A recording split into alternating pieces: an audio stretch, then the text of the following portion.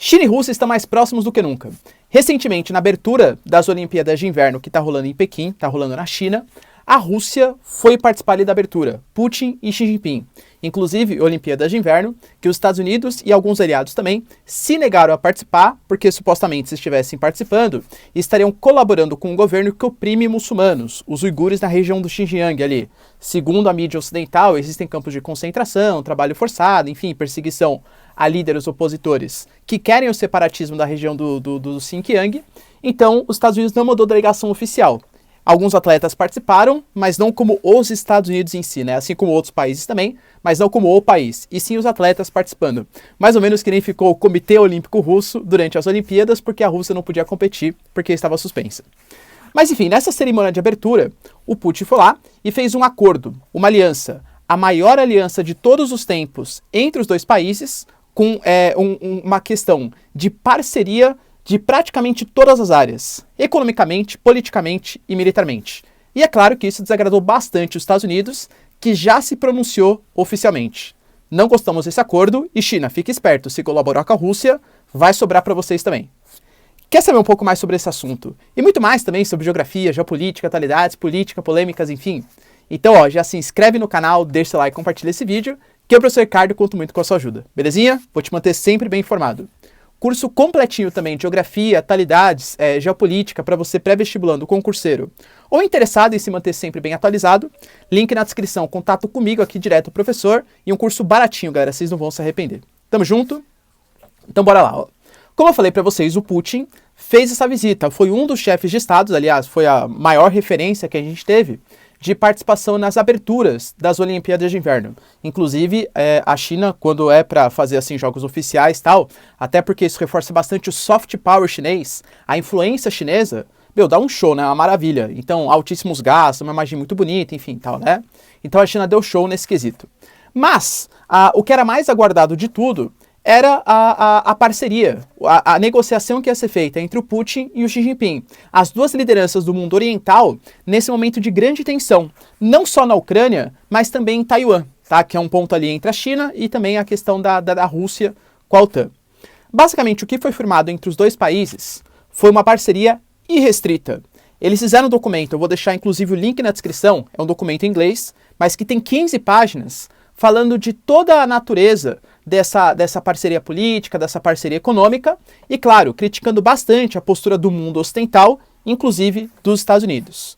Basicamente, a parceria que foi firmada e restrita de todas as áreas, de coisa mais concreta, possivelmente a iniciativa de uma parceria conjunta militar, uma defesa, a China se integrando ainda mais a esse hard power, esse poderio militar russo, e a parceria econômica, pelo menos a curto prazo, está na conclusão de obras de gasodutos que vão aumentar ainda mais a exportação de gás natural da Rússia para a China, ficando na casa de 10 bilhões de metros cúbicos por ano. Isso é muita coisa. E olha por que isso é estratégico. Porque essa parceria junto com a China, ela diminui a dependência que a Rússia tem com o mundo ocidental. Porque a grande questão entre Europa e Rússia é que a Europa depende muito do gás russo. Mas a Rússia também depende muito das exportações para a Europa. Se a Rússia arranja mais parceiros econômicos, a própria Rússia consome, os outros ex-membros da União Soviética, e agora a China, que é uma economia pujante, gigante, é óbvio que a dependência frente à União Europeia, ela reduz bastante. Nessa carta que foi mandada também, os dois países eles anunciaram em conjunto preocupações com a mobilização da OTAN mais próxima ali das áreas de fronteira com a Rússia. Inclusive falaram que o mundo ocidental faz ali sanções muito mais para desestabilizar economicamente e politicamente os países do Oriente do que por motivos de fato legítimos. Inclusive a Rússia citou o caso do Navalny, que a Rússia foi acusada do serviço secreto russo ter envenenado um opositor, né? Isso nunca foi provado, mas tem toda a cara, né? Enfim, não dá para afirmar porque não foi provado. Mas o Navalny, por exemplo, foi utilizado como uma das questões porque por conta do envenenamento do Navalny, a Rússia sofreu uma série de sanções. A própria questão dos uigures, que a China fala que não existe campo de concentração, é tudo parte, uma orquestra da mídia ocidental. Também são sanções que são aplicadas contra a China, segundo a China, para desestabilizar economicamente a China e a Rússia. Então a questão da Ucrânia e a questão de Taiwan, eles fizeram questão de reforçar na carta que é território chinês Taiwan e que a OTAN não deve interferir em questões locais da Rússia. Outro ponto que ficou bastante evidente é a questão de manutenção de armas químicas próximos da China e próximos da Rússia. Então, assim, foi um recado bem claro que esse mundo oriental, né, Rússia e China, está dando em relação aos Estados Unidos. Os Estados Unidos, ele já respondeu prontamente, tá? Falou que caso a China colabore para não aplicação das sanções, não sentir as sanções da Rússia, os Estados Unidos vai aplicar sanções à China. Porque qual que é a ideia? A ideia, pelo menos, né, é que se a Rússia fizer algum tipo de intervenção, inclusive o Putin acusa isso, que os Estados Unidos está forçando a entradas de tropa da OTAN na Ucrânia, na região do leste oriental, para forçar uma interferência da Rússia, e isso justificaria uma sanção contra a Rússia. Então, se caso a Rússia fizesse uma intervenção na região de Donbás, do leste ucraniano, os Estados Unidos aplicariam as sanções. E agora, com essa parceria, muito possivelmente as sanções elas seriam menos sentidas pela Rússia por conta da China, por conta dessa parceria da China. Os Estados Unidos anunciou que se a China fizer questão de boicotar as sanções americanas, os Estados Unidos vai boicotar também as empresas chinesas. Então olha que interessante o papel dos Estados Unidos. Chega até a ser engraçado, né, galera?